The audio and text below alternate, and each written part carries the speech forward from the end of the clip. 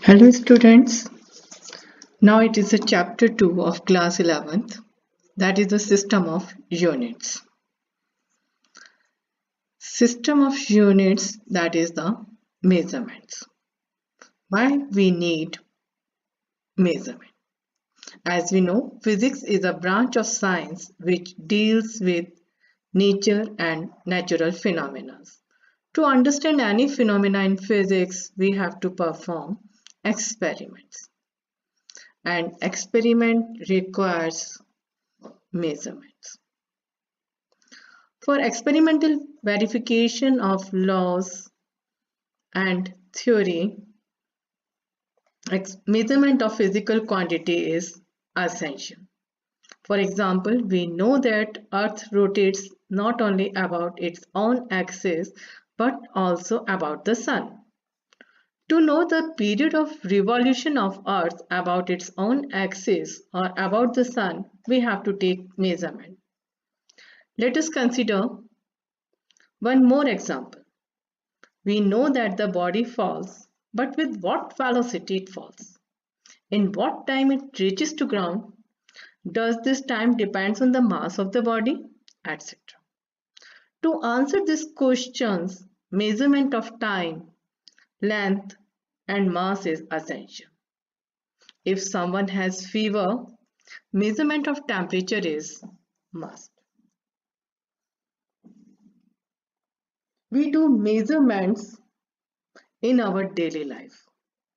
When we purchase vegetable, fruits, etc., we do measurements.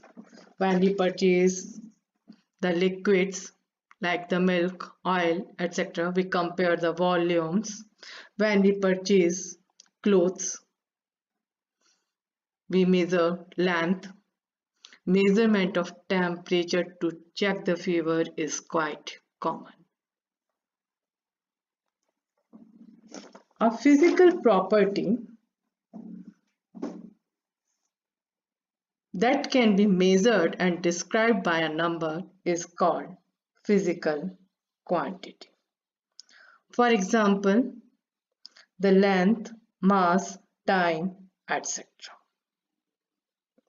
The process of the measurement is basically the process of comparison. A reference standard used for comparison is called unit. In comparing the quantity with the chosen standard is actually the number of times the unit is contained in a given quantity. For example, if I am saying the mass of the person is 65 kg, it means that it contains kg 65 times in it.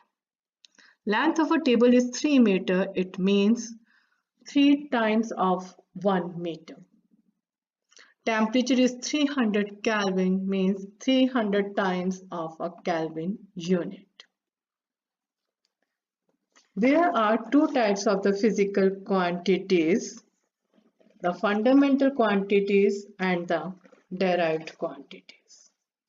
Fundamental quantities are those which do not depend on any other physical quantities for their measurements.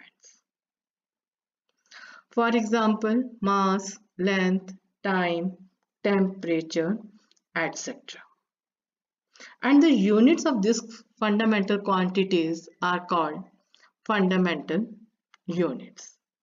In SI system, there are 7 fundamental quantities, that is length, mass, time, temperature, electric current, luminous intensity, amount of substance. And their respective units are meter, kilogram, second, Kelvin, ampere, candela, mole. And the units are written in this way.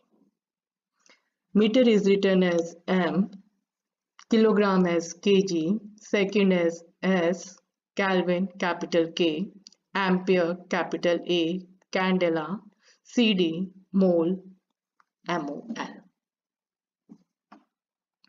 In addition to these 7 fundamental quantities, there are the 2 supplementary units in SI system.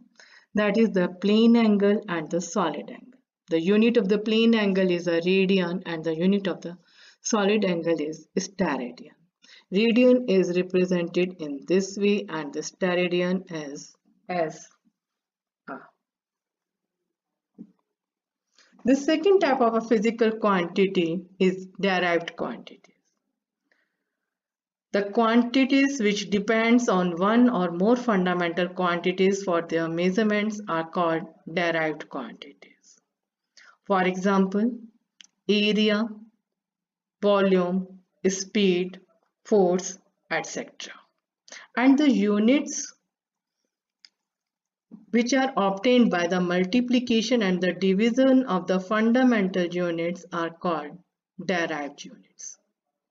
For example, the unit of area is meter square, means multiplication of the meter with the meter.